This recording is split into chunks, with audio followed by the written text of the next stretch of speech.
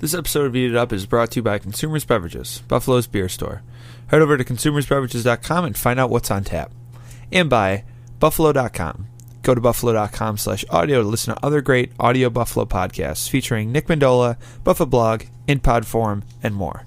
On today's podcast, we have Drew Cerza, the Wing King himself. Drew came down and talked to Donnie about how the Buffalo Wing Fest got its start and what everyone can expect when it takes place this weekend. Let's get to it. So we're about, as we record this, 10 days outside of the festival, roughly. Yeah. At this point, how crazy... is there like a calm before the storm? Like, I'm assuming most of it's set up, but is there still a lot of stuff going on right now? Yeah, you know, things you can plan only so far out. I mean, I work this thing every day of my life. Yeah. I'm planning the next Wing Fest during the previous Wing Fest. So you've already started. Make it better. Yeah. I'm taking notes then, and I actually do take Labor Day off. Okay. For the most part, but then I get right back into it. Yeah. Tuesday. And it's just there's so many things you got to keep putting together and keep people in line. I mean, we have probably 25 different sponsors, 35 different restaurants. Yeah. There's so many points of contact, and then all the vendors. Yeah. And a lot of things happen over the course of the year, and especially a couple of weeks out. Yeah. One guy's wife got ill, couldn't come in. Oh, restaurants are having problems getting help in the kitchen. Things like that. And, volunteers. Yeah. It's tougher to get volunteers. And, you never know until like 2 weeks out where you really stand. And I can tell you right now, Donnie, we're in pretty good shape. That's good. I feel pretty good. We're in good shape. And the key is once you put your festival guide to bed, you got a festival. So there's not much, variation from that. Yeah. So, but even the couple days before, there's always scrambles. And at the festival itself, so many things go on behind the scenes that the public doesn't see. And that's little mini crises that are going on. And I think that's what makes it fun and exciting for everybody, like our staff, and that is like putting out the fires and fixing. Yeah, so these 2 days just must go by like in a blink. Yeah, too fast. Because I've worked in like retail and like I've worked Black Friday, and that's like a whole day affair, right. And it's the craziest day, but it goes by like nothing. You look up and it's like, how is it already 8 p.m.? Well, what's funny? Yeah, exactly. And it's funny. Last year, for some reason, it was so stressful. And we had to pull some things together. And it was like, I got there so early in the morning. Actually, I'm sorry, it was Sunday. Because overnight, a windstorm came through. Oh, that wasn't I remember expected. that, yeah. And all the tents got blown away. So we show up at 5 in the morning, and we're replacing tents. Everything was blown all over the field. Now it's like 11 o'clock, and everything's in place. And I hadn't even showered or shaved. And I stayed at a hotel downtown, so at 11:30, I left. Didn't tell anybody, because I'm still taking phone calls. In the shower, I'm taking phone calls. Nobody knew I wasn't there, because I just answered my phone. And all of a sudden I come and I look different, like, where were you? I said, I went and showered. So I wasn't even there when the festival opened. It was like 12:15, which is not, it is what it is, but we have good people. We got a good groups that, staff. And how big is the staff that's like, I have one girl that helps me plan the whole festival. Wow. And Katie, and she works like 3 to 4 days a week. And then the week of the festival, I got a bunch of people that come in. Okay. Like 2-3 days before, and then the weekend of probably 10 key people that work the whole weekend. Wow. And we have a system in place, and everybody knows what they have to do. But the biggest pressure of all are those freaking chicken wings. 500,000 chicken wings that have to be cooked, and they have to come out to the booth, and they have to make sure there's no long lines. It's a lot of stress and pressure. Yeah. And if that propane goes down, the lines go down, or fryers. We have guys fixing fryers left and right. It's very, very challenging. Where do you get so are they... I guess I'll talk a little about the specifics, but I had a question though. Like, so the actual wings, they're not cooked at each station, correct? Like, no, we have one central cooking area. And so is that just like some massive? It's freaking. It makes Lenovo look like Mel's Diner. I mean, and Lenovo's the biggest and best. Yeah. But it's huge. I mean, we have 28 of these massive deep fryers, and each deep fryer is equivalent to 3 double deep fryers. So it's like having, it's at 74 deep fryers. I can't do the math. It's 74. I think it's 74, 84. Yeah. And 84 deep fryers. And it's like crazy because you've also got to get the chicken. You got to wash the chicken, put them in buckets. Oh, yeah. You got to put them in. You got to change the oil. Yeah. Actually, it's this big truck that comes in. It looks like one of those gasoline trucks. Yeah. And it sucks the oil while it's hot out of each fryer. Jeez. And then you replace it. So you're down a fryer. It's a system you have to do. And you have to clean the baskets. It's crazy. It's dangerous back there. That is some serious logistics. We got 20 hot boxes. I mean, it's great. It's fun. But it's so stressful, Donnie. If something goes wrong, you're screwed. It's your lifeline. Yeah. You know? It's like there's no air on Earth. What do you do? and those things are pretty much going like nonstop. Nonstop. Jeez. And we tweak the fryers a couple weeks out. We have guys come in and soup them all up. It's like a race car, Yeah. And but for the most part, it goes well.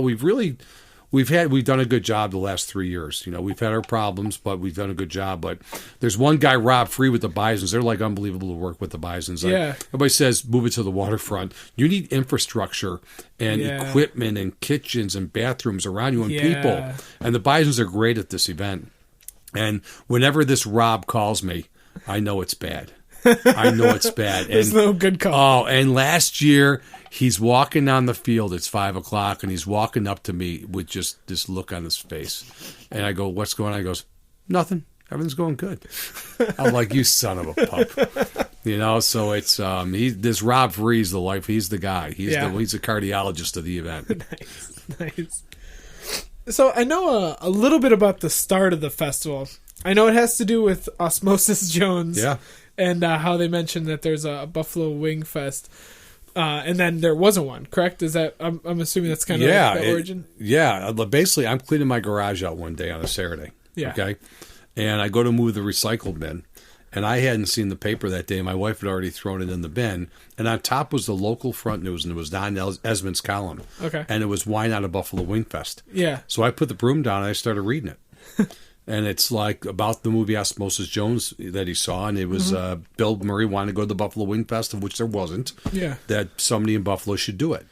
And I had a food promotion business where I marketed supermarket products, promotionally. Okay. Co-op things like General Mills, Kellogg's, and things like that. I was like a marketing agency. And I had about 10 people, and we go all over the country with these trailers and serve food. So I knew I could do it and decided to do it. I called them up, put a plan. I actually rented the movie. And that was kind of the basis of my plan. Really? Because in the movie, Bill Murray's got this brochure about a chick winning contest, and Miss Buffalo win the whole thing. So I just copied the movie. And I went to him, and he did an article, Man of Planet Wing Fest, and then CNN did a little 30-second clip. There's going to be a Wing Fest in Buffalo. Wow. So my first planning meeting was September 11th at 9 a.m., 2001. Oh, my God. I'll never forget it. And sitting around waiting for the meeting to begin, and the artist we had comes into the office and says, the Twin Towers just got hit by a plane. And at that point, you didn't know if there'd be events or guys with machine guns on the corner. Yeah. So we didn't pick up the event again till April. And then I had to figure out how to cook all these wings. No idea. So this is April before it would be September. That September, yeah. So I did what any normal human American did. I went to the internet, and I saw these turkey fryers. Now, if you Google turkey fryer, the first thing that comes up is this house blowing up and going on fire. Exactly, yeah. So I bought 75 of them. They wouldn't ship them all to me, so I had to ship them to different buddies' houses. Are you like, serious? You get 10, you get 20. Put them all together, took them to the festival. I had to order all these propane tanks. And then the fire marshal comes the day of the event and says, there's no way you're going to do this. Are you serious? And I called the mayor, and the mayor got him to let us do it. But tents were on fire. It was an ugly scene, Donnie. I missed the first one. You didn't miss much. It was wild. I mean, so speaking of like how much chicken you're going through now, I think I saw in the press conference you had this week, it's like 80,000 pounds? Yeah, 80,000 pounds. So how much are we talking about that first year? Like we actually ordered 40,000 pounds because that's what fits on a tractor trailer. Okay. And Tyson actually donated the product. Oh, really? And they were in those with the cryo packs, that you get in the supermarket with the cellophane around it. And we got those, but they came in frozen. So we're dropping frozen wings on top of it. But we probably went through about 16,000 pounds of crappy wings. I mean, you can't cook wings in a turkey fryer. It just doesn't have it. And half the restaurants, I actually paid restaurants to come to Buffalo. Really? I paid for their airfare, and I put them up in hotels. Wow. I mean, I didn't tell my wife until, she found out actually a couple of years ago. I took a loan on my house. Jeez. I took a home equity. I rolled the whole thing in. You really went all in. I was all in. I was like that poker guy playing poker, And it was, fortunately, it didn't rain. And, oh my God, I can't even it worked. Oh, my God. Yeah, it was nuts. Wow. Stressful. Oh my God. We were it was 10:30 in the morning, the first Wing Fest. Restaurants weren't even there yet. And there was a line around the block at the stadium for people to get in for a noon start, want to be the first ones in. Yeah. Then restaurants are showing up, they're half in the bag. We had to kick one out. And everybody's trying to set up. There's a massive log jam at the entrance to the field, people trying to unload their stuff, the cars. Oh my God. Oh my God. It was awful. How did you feel confident in the future of the festival I'll after that? tell you what, at 10:30 in the morning, I'm on the golf cart. My wife comes up and I break down crying. Yeah. And she rubs my back and she's giving me the old rah-rah. I said, Jody, this is it. I put everything on the line and, my reputation's on the line. This ain't going to work. Yeah. This is not going to work. And at 10:30, I thought I was done. And she gave me a pep talk and kept me going, but I still didn't think it would work. So when did that start to come around? It started coming around when all of a sudden we actually had restaurants show up at noon. And people are walking around. And the one thing about Buffalo, give them a beer and let them walk on a baseball field. They'll wait for the wings, One guy from Boston came up and he said, man, this is the weird. He had a restaurant. This is the weirdest town I ever saw. He goes, why? Because if this was Boston, there'd be people shooting people and knifing people waiting for wings. Yeah. Your people are just drinking beer, enjoying it, smiling, having fun. Yeah. So I think people understood that it was a first-time effort and it was a work in progress, and at the end of the festival, I can't tell you the nasty emails I got from people like you wouldn't believe. Like people who attended and were just... Yeah, and they were right. The wings sucked, and it was this and that. It was disorganized. I mean, my 70-year-old mother was organizing the volunteers. I mean, it was like... It was just rough, and I had very thin skin at the time, so it hurt, and then you get over it, and I think I'd say we turned the corner about 4 years ago. Really getting this thing pumping. That recent, yeah, still, because there was always stuff, because what would happen is you would grow 10,000 a year. Okay. And growing 10,000 people sounds good, but then your infrastructure can't handle it. Yeah. I mean, you have to cook the wings. It's almost like having a restaurant that seats 100 and 150 people show up at the door. It's good, right? No, because now it's like they're going to wait. You got too many people. The kitchen can't handle it. It's very challenging, and you almost set yourself up as if you had 5,000 to 10,000 more than you're going to get. Okay. So you always got to stay ahead. And once you do that, you change the logistics of everything. Yeah. Everything changes. It's not just order more product. How are you going to cook the product? How do you get the product to the booths? You got to have more booths. Where are you going to put them? You got limited space. There's so many things that go into it that you don't realize. And it's funny how people will come up to me or email me say the most basic thing, which looks like, why am I not doing it? You can't. Why can't you have seating on the field? We don't have enough room for the restaurants. Yeah. But we opened up the stands. It took us 5 years to figure to open up those stands for seating. Yeah. Now, come on. We should have done that year one. Yeah. But, you wake up, and I love talking to people and listening to people. I listen to every criticism, every positive thing, because people usually in the criticism, a lot of times they're right in some way. Yeah. And it helps you fix it and make your event better. Yeah. That's awesome. I mean, but that's... Yeah, I can't believe it even had a second year. I feel like I would have just ran away. I can't believe I did a second year. You know what happened was I actually got a line on these used fryers at Indy 500. Oh, really? Every 10 years they rotate them. They would use it for funnel cakes and stuff. Yeah. So I bought 10 of those. Now, this is my year two story. So we had it Friday night. It was Friday, Saturday, Sunday. So Friday night, it's really windy. And these fryers are huge, and they have an open space of about 3 feet below where the burners are to the bottom of the fryer. And I found out the hard way that's for airflow. But the wind kept blowing them out. So some guy said, hey, I got this plywood. Let's cover it up. So, the wind doesn't blow them out. Yeah. Well, guess what happened? The heat got so intense, it melted the heating unit, the thermostat, which was plastic. So then the fryers were down. I couldn't win. And then we had to try to get it fixed the next day. Then we brought back the turkey fryers, and that was year two. Wow. So it was a real learning process. I mean, and now I know why nobody had done it. I really learned why nobody did it. Yeah, just the planning and just... Yeah, the learning curve. Yeah. There's no manual. Now I have a manual. Oh, really? Oh, yeah. We actually went on a CRM program where all of everything we do at the festival is a cloud-based computer program that's similar to ACT or Salesforce. It's called Sales Nexus. So it kind of guides us along the process. That's pretty smart. The planning process. It was something we had to do and we should have done earlier. And it took us 2 months to get all the information in there, but it kind of guides us along the planning process. Yeah. So I'd imagine that since that, those chaotic years, I mean, you probably have much more of a calm, more focused approach now. I assume you feel way more confident going into these. And things like I know when you're in trouble and when you're not. A lot of times I thought I was in trouble, I wasn't. Now, right now, as we speak, there's a hurricane forming. Yeah. Okay. And if it becomes a full-fledged hurricane, it's supposed to hit Florida during their convention. I think it's the Republican convention down there on Monday or Tuesday, the week of the Wingfest.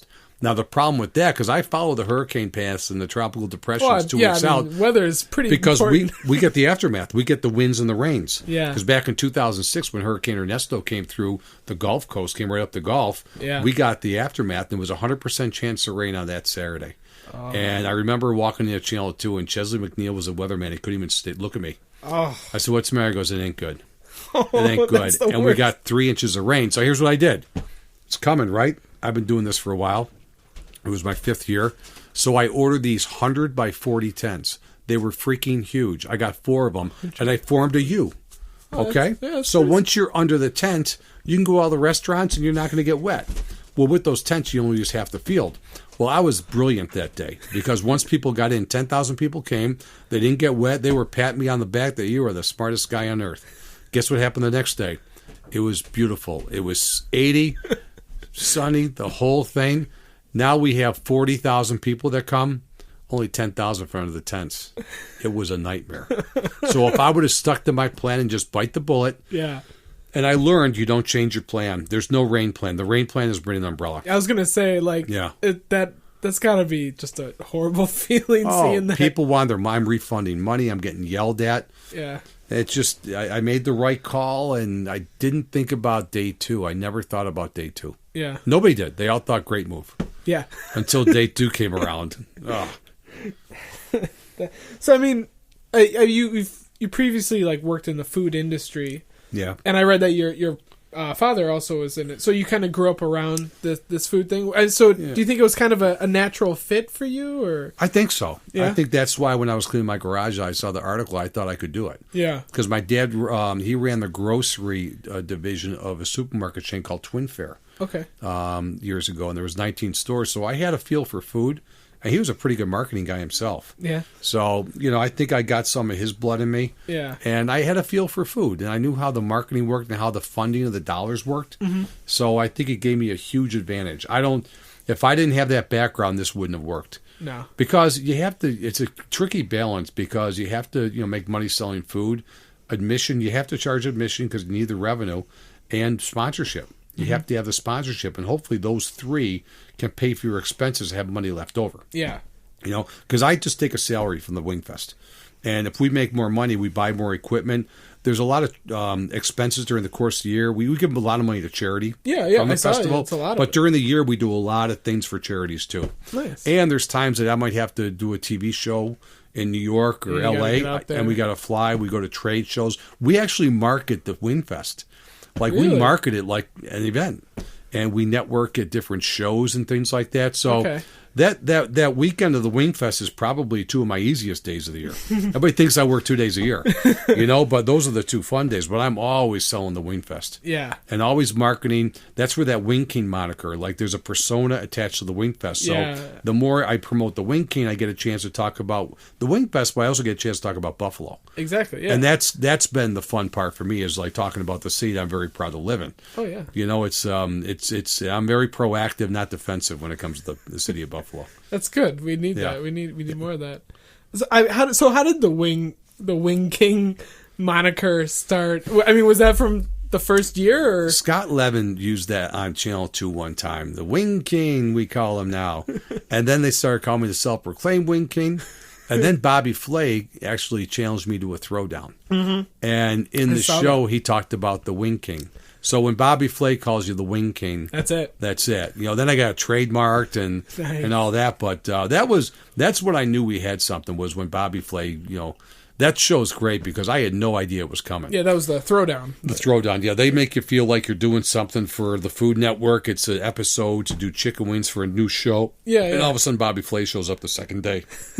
And that was pretty cool. I email Bobby 2-3 times a year. He returns it like that. Wow. Great guy. I saw him at a show one time. He spent about 15 minutes with my wife and my kids. Nice. Greg, he was very, very nice to us. And he really is proud of that Throwdown show because he knows he's given a lot of chefs opportunities to, be on his stage. Yeah. So did you actually have to cook the wings yourself? Yeah. Wow. Did you get a little prep course? Or, I mean, I assume you've been around it so much. Just being around it. Yeah. I never was a chef. I'm not a chef. Yeah. I can cook wings. I can make sauces. That's about it. Yeah. And, just being around it, so much. You kind of get a feel. And then you come up with your own recipes and stuff, And then I'll never forget that moment when it's your wings are his.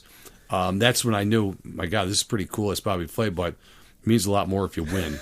And I did win. Okay. So that was then all of a sudden I got the View called. I was on the show The View cooking chicken wings. Yeah, I saw. I was going over the list, CNN and the Today Show, and you've been on Regis and Kelly. Yeah, Regis and Kelly. And if I didn't beat Bobby Flay, I think that's my crowning moment. Yeah. I mean, next week for the Wing Fest, I have to fly to New York Tuesday night.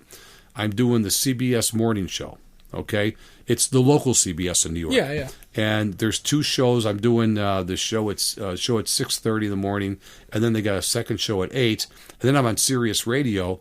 I'm doing the Playboy channel. There's a Truckers channel I'm doing, and Martha Stewart Living. Martha Stewart Living. Now you talk about like going from one. About range. You are covering every demographic. Oh my God! And I'm going to have to really have a different message in each one. But I am looking forward to the Playboy channel, I got to be honest with you. That's got to be just insane. Yeah. It's radio, though. True, yeah. I'm curious to see what they look like. Yeah, I'm assuming you're not in the mansion. Aunt B, Yeah.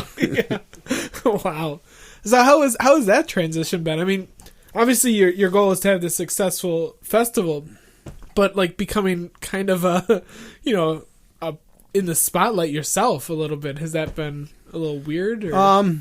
Yeah, I think so. It's funny because I was at I go to all my kids' sports things and I'm pretty quiet, and somebody saw me do a show one time and it's like, Jesus, that's you. I mean, I didn't know you did that. You're so quiet all the time, and it's fun because I'm the guy the one day at the Wing Fest putting up the tables and picking up the garbage cans, but the next day you could be doing a national show, and it's funny when you do the local shows. I mean, you don't have a food stylist. You got to do all your own shopping, cook all your own stuff. Yeah. But we do these shows out of town and national shows. You literally walk in and everything's there. I mean, you tell them how you want it set the day before and it's all there. It's so sweet. Nice. But it's fun. It's nice. I have a good transition life. I got a great family where I'm in a soccer game one night. I'm doing a show the next day, or I'm planning the Wing Fest with a great group. I get to work with a lot of good people, like a lot of good charities and organizations, and the B team, the local B team. I met a lot of great people through the local B team, and just met a lot of great people. Nice. That's the best part. That's awesome. So you mentioned like going out to different markets and advertising the Wing Fests, and I know there's a fairly I'd say maybe half and half Buffalo restaurants and out of town restaurants. Yeah. Has that always been a goal to make it more than just Buffalo restaurants? Like, has that been like a conscious decision? Yeah, because what I always wanted to do, and it's funny, people say, why you call it the Buffalo Wing Festival? They're chicken wings. Well, Buffalo, you want to brand it. And I think by getting different places involved from different geographies, and maybe a chain with 100 stores, you get better exposure across the country. Very true. So it's really a marketing tool, bringing places in from around the country. And, it's funny, I got a call from Pizza Hut about 3 years ago. And they were starting this division within their restaurant called Wing Street. Yeah, I remember which is a chicken wing concept. They were going from baked wings to deep fried wings, and they wanted me to do a TV commercial out in L.A. Really? And I had a really tough time with that because I didn't know how Buffalo people would react. Sure. But it was a great opportunity to spread the word. Mm-hmm. And because they were going to put me on a media tour, and they did. Like I went to Orlando, L.A., to do TV shows, and you get to talk about the Wing Fest in Buffalo. I decided to do it, and my one buddy who works for Disney, he said, Drew, says, are you the kind of guy to look back and wonder what would have happened if you did? I said, no. He goes, then you got to do it. And I took my licks, believe me. I still take my licks. People were calling me a sellout and this and that. But, I did it because it was a good opportunity to get the word out, and just, It was cool. I mean, it was good. It was a good opportunity, but I took my licks, and people were questioning my loyalty to Buffalo, and they really shouldn't do that. But No. you get opportunities that come across that you got to make tough decisions on. Yeah, I mean, you really do. It's hard to criticize somebody who's bringing, tens of thousands of people potentially from out of town into the city of Buffalo. Well, it's easy to criticize. It's just tough to justify. Yeah, exactly. It's and it's just again, I think that's where the skin gets tougher over the years. Yeah, you take your lumps, and eventually you get thicker skin, and you make the right decision, and you live by it, and that's just got to be able to wake up and look in the mirror. Yeah. So, what is the selection process for the restaurants who are at the Wing Fest? Is it all applicants, or is there like a narrowing down process that you have to go through? Yeah, there's a lot of applications we get in. We try to create a balance. We try to get like an individual store owner to the big chains. Mm-hmm. And it's kind of like, as a committee, we have a small committee that kind of looks at it as a whole. Yeah. What are we missing? What do we need? I've been trying to get Duffs in this thing for a while. Oh, really? And it is. It's a big weekend for them. In their stores, and it might be next year. I think we're going to bring Lenovo in this year. It looks like we're going to get Lenovo, which is a big win for us. Yeah, so you try to bring different folks in, but to me, you got to have the big three. Anchor Bar, Lenovo, and Duff's. Now, I'm not saying they have the best wings, but I'm saying they are right there, and they're considered the best in Buffalo. I would agree with that. For sure. You got the original and two of the best, so not the best. Yeah, but there's places like 911. Oh my God! They got great wings. I love 911. I love the Barbell. Oh yeah, wings East and Aurora. beef. Yeah, I love their wings. Gabriel's Gate right here has got some great wings in Allentown. Mm-hmm. There's some great places with great wings. Bredden's is thinking about coming in. Yep. And it's funny about chicken wings. It's like pizza. Everybody's got their own opinion, their own favorites. Oh yeah. What makes one better than the other? Exactly. Like we've said, like pizza and like wings are like sometimes my least favorite thing to write about on the site. Yeah. Because like regardless of what I think, you're not going to win. Somebody's lived there for 25 years. This is what they've had since they were like 10. They watched the Bills in the Super Bowl while eating these wings. Like me saying like they're okay, but they're like everyone else is just I'll give you one. Mammoster's out in Hamburg. Yeah. Okay. If you're from Hamburg, those South towns, that's how you base a chicken wing. Exactly. They're too dry for me. Yeah. They're very dry. I had the barbecue, and I remember thinking they were okay, but I don't like the hype of like these are the best wings. Like I was, I was like they're good, but I'd still kind of rather go to Barville. Right. Which is not too far away. Yeah, and everybody's got their own opinion. And I'm not saying my Mosters are better than worse than anybody else. It's just whatever you think is your style. Exactly. Yeah, and the same exact argument can have for pizza. Yeah. What's the place near where Rudy's used to be? Oh shoot, it's over in Gettsville. Elmo's. Elmo's. Yes. I was talking about Elmo's wings. Yeah. Okay, so I go get Elmo's. They were great. You know what they are? Franks and butter. Which is the original chicken wing, which is a great chicken wing. Exactly. I mean, there's nothing wrong with it. I mean, you have a wing. We had a press conference a couple days ago, and we're using jumbo wings this year. We've finally gone bigger wings. We figured out a process to be able to prepare that many. And I wanted to use the original sauce, which is Franks and butter. Yeah. Guess what? People were raving about the wings. Who made these wings? It's almost like, I made the wings. Me and Frank's Red Hot, just like Teresa Bellissimo did. Yeah. But, Frank's and butter, you can't go wrong. No, you can't. Yeah. And that's like Buffalo comfort food, Yeah. Everybody has a fond affinity for that. You know what I'm into, and I know a lot of people are, just if you finish deep fry your wings, sauce them, and then finish them on the grill. Give them some marks, especially a barbecue. Oh, the barbecue, Oh, what God. I think that's what Lenovo does, and I know Barbell, I think, does that too. Yeah. The sauce kind of caramelizes, you give it some marks. Yeah. And then I'll tell you another good thing is you take some Frank's and mix it with your favorite barbecue sauce. Really? So you got spicy barbecue. That sounds pretty good. That's pretty basic, but it's it's a good thing to do at home. Yeah. And that's kind of also what I like about 911 is they don't follow that path, and they're kind of like one of those guys who like stand out because like I don't know who's behind there, but he's making his own sauce from scratch. Like, right. I have no idea what's in it, but it is delicious. Well, it's the beauty is with wing sauce is everybody's got their own recipe. It's like spaghetti sauce at pasta. Italian places, everybody's got their own recipe, and there's a lot of pride that they take in that. Yeah, exactly. And so I mean, this festival, it's awesome that you guys are getting bigger wings this year, but it's really. These places are showcasing their sauce. It's all about the sauce. Because, theoretically, they're all getting the same wing cooked So it's really their time to shine. It's all about the sauce. I mean, it's a national sauce off. That's what we call it, like the restaurant contest. Yeah. And the restaurant contest is a blind taste test. And it's big. I mean, if they win an award, they get to put their, our medallion, our logo on their menu that they were first place, second place, third place in this specific category. Oh, yeah. And they'll put it in their advertising. So, again, it's good for us. Yeah. There's a place called Wingstop. They're the largest chain in the country. They got 700 stores. Jeez. They came in here and they were I used to have the Wing King Award. It was the best wing at the festival, who sold the most tickets and all that. Yeah. To this day, anytime they open up a store, they were ranked the best wings at the National Buffalo Wing Festival. I mean, that's marketing for you. Yeah. You know? It's awesome that and they're spreading the brand. Yeah. So there's other like wing festivals. Are you affiliated with any of the other ones around the country? No, they all call and want to get involved, get an endorsement. They want to send their winner to Buffalo. But I would honestly have to go and see how they operate first before I did something like that. Yeah. And, I just, I don't really want a feeder system from somebody else. If I create a feeder system, it'd be my own system. Yeah. So I got a few things, planning out to do some events. I did a Charlotte Wing Festival last year, and that went okay. Matter of fact, the winner, Moosehead Grill, is actually coming they won a bid to come to Buffalo this year. Nice. So you'll see a place from Charlotte, and they do great wings. Well, they got a lot of expats down there. Oh, my God. It's a great business. And Miss Salins just went down there. Yeah. They're pushing their hot dogs pretty heavy. And, there's about 4 or 5 different joints. I met people that were from Buffalo that opened up down there. And what's big down there is smoked chicken wings. They smoke them. Really? Yeah. Huh. Really good. They fall right off the bone. Oh, my God. I got to get a hold of that. Yeah. Yeah. Nice. And so I mean, now the wing fest is basically your full-time gig, right? I'm assuming. I do a national hamburger festival too in Ohio. Oh, okay. Yeah, about 7 years ago, the mayor, actually, his deputy mayor, called me and said, "You know how you did the wings in Buffalo? Could you do that for hamburgers in Akron, Ohio?" I said, "Why Akron?" He said, "We invented the hamburger." I said, "No, you didn't.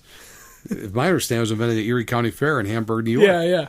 He said, "Yeah, by the Mencius brothers, Frank and Charles, who are from Ohio. Akron, Ohio." Ah, okay. So I looked it up, and there's 4 different stories of who invented the hamburger. Yeah, that's like one of those like highly contested, like big time. Yeah, because it goes back to late 1800s, and there wasn't CNN or USA exactly. Today or anything. Somebody needs to make a documentary about this topic. Yeah, it's neat, and the Today Show did a really cute piece on it. And they went to Seymour, Wisconsin. That's one of the claims. The same year, 1885, got him Hamburger Charlie. And then there's New Haven, Connecticut, a place called Lewis Lunch, which is still there, and it's toasted bread. Really? A hamburger with toasted bread that still sells. Huh. And then Athens, Texas, that's the other one. And so I decided to have all 4 cities. I had a mock trial called the Hamburger Hearings. 45-minute mock trial, and they all got to state their cases. That's had amazing. A judge, a burger commission, the whole thing. That is and we had a hung jury. There's a surprise. But I do that, and I ran the CVB for a year on an interim basis. Okay. So different opportunities come up, and I'm flexible to take that. But these festivals, you're always working them. Yeah. Always working. And you're also involved with the Winterfest, correct? Or yeah, I ran the Winterfest the last 2 years because nobody else wanted to do it. So it was so that ate up a lot of my time too. It's a tough event to put on. Yeah. You don't know what you're going to get. Exactly, yeah. Everyone wants to think that they want to go out when it's really cold and windy and snowy. And then, people are like... Ask them if they do. Yeah. Well, this past one we did, we actually had the Statler. Yeah. The inside stuff and the outside stuff was around Niagara Square. And, that week it was 60. Yeah. So that was about how do you plan a Winterfest? And then we actually got some snow Friday night. And then over the weekend, it was like 20 degrees out and wind. It was like, everybody's like, "You're so lucky you got winter." Oh, I am? I wish it was 60 and we're all drinking beer in the beer tent, saying, "Where is the snow?" Yeah, yeah. So, Winterfest, you just never know what you're going to get. Are you going to be involved with that this year? Or is I would love for somebody to step in and take it over. Yeah. You're ready to pass the torch on that one? Passing the torch. Nice. So, I guess, I was going to ask you but when this airs, it'll be about 5 days ahead of the Wing Fest. So what is new this year that you're excited about? I'm really excited about the big wings, the jumbo wings. Yeah. I think people are really going to enjoy them. Okay. It can be a challenge to cook, but I think we got some processes in place. I think that's a big change. Getting Lenovo to the Wing Fest is a nice thing, too. That's it's a huge big thing. thing. Yeah, I think so. We're going to have a college division chicken wing eating contest. Really? With different colleges. Yeah, like UB, Buffalo State, Canisius Niagara, I think Fredonia wants to participate. That's so awesome. We'll have a college cup. That's actually because wings are so big with college kids. That's where I got hooked. Yeah. You know, beer and wings. It's a magical my demise, combination. Exactly. So, and then we're going to do what else? Oh, Andy Levitri and Eric Wood of the Buffalo Bills. They're going to compete in the chicken wing eating contest. Really? Yeah, and Andy Levitri is going to represent the Food Bank of Western New York, and Eric Wood, Make-A-Wish Foundation. And, people are going to make donations as a bet of who they think is going to win, and all the donations goes to those particular charities. That's great. So I think that'll be fun, and we got some new restaurants. It's still got the crazy contest. We got Sonia Thomas, the Black Widow, the number one female eater in the world, coming back. Yeah, how long has that been going on? The professional eating challenge Since day one. Really? For us, we've had them there every year. Wow. A guy named Oli Zhenitsky from Russia won the first one. Oli Zhenitsky. There's a little trivia for you. Yeah. You know? Have to Google that later. Yeah, it's he. So, and then Sonia Thomas won the last four. Yeah, Going for I a think five-peat. every time I've been there, I think she's won. And Joey, we just got word Joey Chestnut's coming back. Nice. I was able to interview him at 2 years ago. Yeah. Oh, at the Wing Fest? Yeah. Cool. That's right. Yeah, it was really good nice. guy, isn't he? He's a very nice guy. Yeah, just a humble guy, like a normal Joe, and he's coming in, so it'll be another rematch for them. Nice. So, I mean, stuff like that. It's fun. It's fun watching everybody walk around the Wing Fest smiling, having a good time, and the Visit Buffalo Niagara crew, they actually track the people with surveys that come in from out of town. Oh, really? And they tracked somebody from every state across the country last year. Wow. In 39 different countries. Really? Yeah, I'm sorry, 34. Yeah. That's serious. Every continent but Antarctica. Wow. Yeah. That's awesome. Yeah, so it's a good tourism play for Buffalo, too, the Wing Fest. Yeah. So, so you said that every year you kind of take notes. Is there any things that you'd like to be able to do in the future? Like, is there like grand ambitions for the festival, or no? No. I'm not a guy about numbers. Okay. Like, it's not about reaching the 100,000 mark, because I don't know if the stadium can handle it. Yeah. Yeah. It's about making sure you get the wings out and everybody's satisfied. They feel like they got their money's worth. Yeah. That's what it's all about, is everybody walking out feeling good. That, to me, that's a win. It's not about the numbers. Nice. Because if you have big numbers and you disappoint people, they're going to talk negatively about you. You want people talking positively. And I can't believe that article came out. Buffalo's the rudest city in America. Twitter? What the freak? Are you kidding me? There's no way. I can just tell from the Chicken Wing Festival, everybody talks about how great Buffalo is and how great the people are. Yeah. There's no way. Yeah, I think I forgot what their like metrics that they used. But I think it was like judging on like swearing and things like that. It's like, are you ever kidding me? Yeah, it's like that's not the best way to judge how rude we are. Okay, we can have dirty mouths, but that's yeah. I don't think we have that. No, I don't think so either. I don't know. Who knows with those lists? Those lists just like to rile up people. Yeah, but you know what? When we're number one, and we take them to heart, don't we? We brag about it. When you're on top of the list, you take it to heart. Buffalo has to be one of those cities that gets so excited if we're ever in the top 5 of any list, like regardless of what it is. I know. Like worst dressed, people lose their mind. Like it just it gets a little. Yeah, then they show me in the Wing King outfit. Okay, I guess you're right. Yeah, you might be a popular Google search for Buffalo. I'm sure. Yeah. So I guess I'll end it. So you've been basically around chicken wings pretty hardcore for the last 12 years, or or so. Do you still to this day enjoy going out and eating chicken wings? Yeah, I'm 51. I really needed to lose weight, so the first of the year I really started eating well. Yeah, and a little exercise. And I was on the chicken wing patch. I probably had them. Like 3 weeks into this, I'm not eating chicken wings or eating any crap food for 6 months. Yeah. I have to judge a chicken wing restaurant contest in Tonawanda. And I'm like, okay, I'm in. But I really stayed off them for about 6 months. And, I just got to get into an either rhythm, but I really enjoy them. Yeah. I really enjoy them. Like I was out the other night, but I don't eat more than 10 now. That's a good. No, really, I cut myself off at 10 most of the time. That's a good. But I used to eat 20 and just keep going. I get 4 different flavors and share them, and I didn't care about anything left over because I wanted to try. I like to try different things. Exactly. And I get pissed when these people say, "And we can't split in order." Well, come on, can you help me out? You know? Yeah. But I like trying different varieties. But I don't like the garlic parm and some of that crap. So yeah. Unless it's a drier one. I've yet to. There's very few garlic parm that I've had that I really like. I'd agree with that. Yeah. Where there's certain ones that you want to just try because they're different. I'll tell you what I like. Excuse me. One of my favorites is that mango habanero sauce at Buffalo Wild Wings. Okay. It's really hot and it's got some sweetness to it because they had it at the Wing Fest one time and it was good. I bought the sauce, matter of fact. Oh, really? Yeah. Do you make your way around the festival still? And I do. I do. Last year was the first year I enjoyed it.